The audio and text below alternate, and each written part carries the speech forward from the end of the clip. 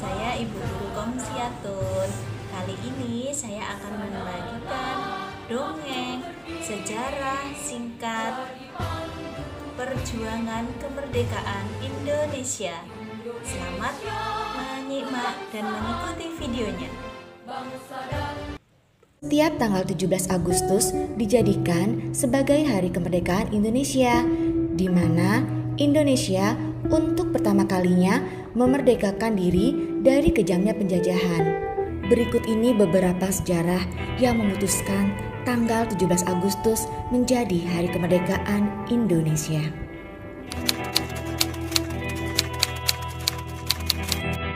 Sebuah bom atom dijatuhkan di atas kota Hiroshima, Jepang, dan Amerika Serikat yang mulai menurunkan moral semangat tentara Jepang di seluruh dunia.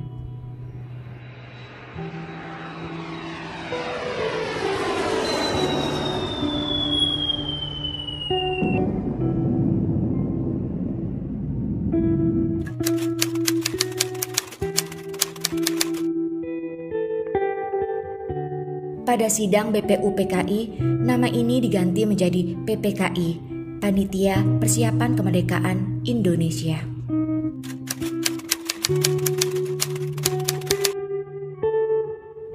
Soekarno, Hatta, dan Regimen Mediodiningrat diterbangkan ke Vietnam untuk bertemu Marsekal Terauchi. Mereka juga dikabarkan bahwa pasukan Jepang sedang menuju kehancuran. Tetapi Jepang juga menginginkan kemerdekaan Indonesia pada tanggal 24 Agustus.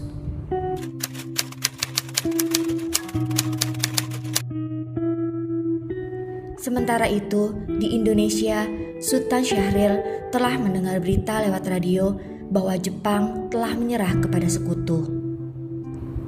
Syahrir memberitahukan kepada penyair Chairil Anwar tentang jatuhnya bom atom di Nagasaki, dan Jepang telah menerima ultimatum dari sekutu untuk menyerah.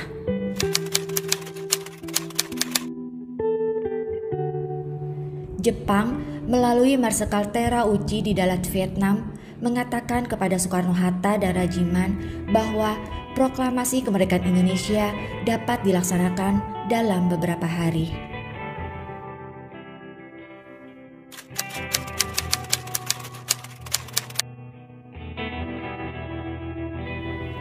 Saat Soekarno, Hatta, dan Regimen kembali ke tanah air dari Dalat, 200 km di sebelah timur laut dari Saigon, Syahrir mendesak agar Soekarno segera memproklamasikan kemerdekaan karena menganggap hasil pertemuan di Dalat sebagai tipu busuk Jepang.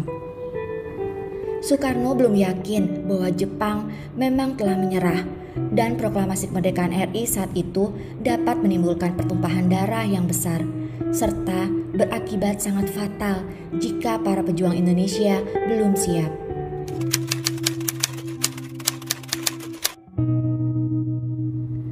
Jepang menyerah kepada sekutu.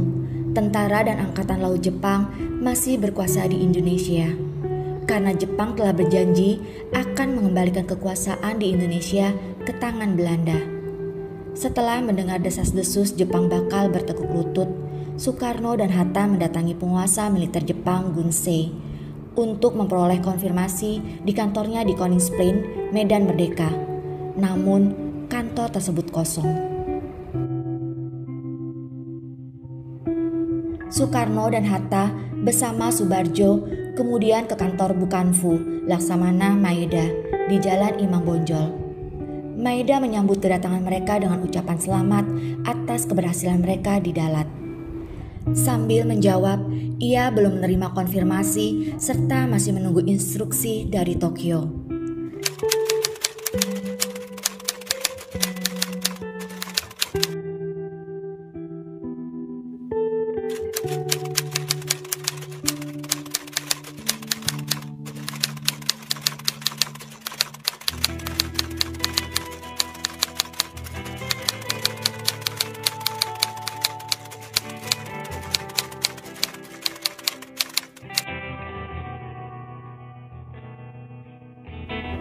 perundingan antara golongan muda dan golongan tua dalam penyusunan teks proklamasi kemerdekaan Indonesia berlangsung pukul 2 sampai 4 dini hari.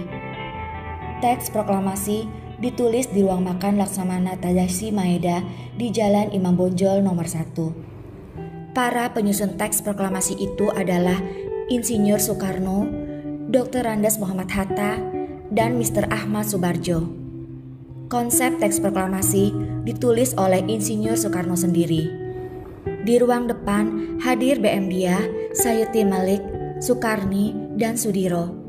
Sukarni mengusulkan agar yang menandatangani teks proklamasi itu adalah Insinyur Soekarno dan Dr. Andes Muhammad Hatta atas nama bangsa Indonesia.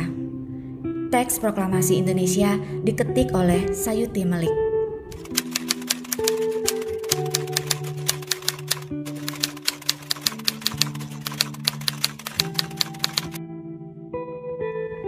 Pagi harinya, 17 Agustus 1945, di kediaman Soekarno, Jalan Pegangsaan Timur 56, pada pukul 10, pembacaan teks proklamasi pun dilakukan oleh Soekarno.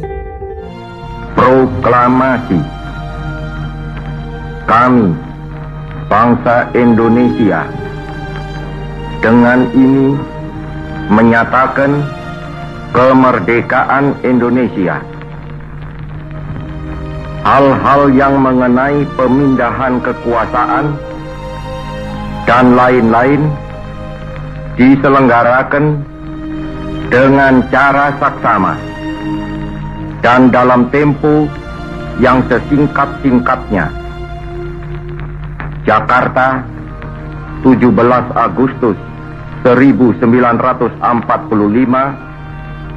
atas nama bangsa Indonesia, Soekarno, Hatta. Kemudian disusul pengibaran bendera merah putih yang telah dijahit oleh Ibu Fatmawati. Dan Indonesia pun dinyatakan telah merdeka. Merdeka! Nah, demikianlah tadi cerita singkat proses kemerdekaan Indonesia. Di zaman sekarang ini, kalian tidak perlu menggunakan senjata, melainkan cukup dengan belajar bersungguh-sungguh menjadi anak terbaik, kebanggaan orang tua, sekolah, bangsa, dan negara. Dan tetap semangat, belajar yang giat, menjadi kebanggaan orang tua. Sekian, terima kasih, semoga bermanfaat. Wassalamualaikum warahmatullahi wabarakatuh.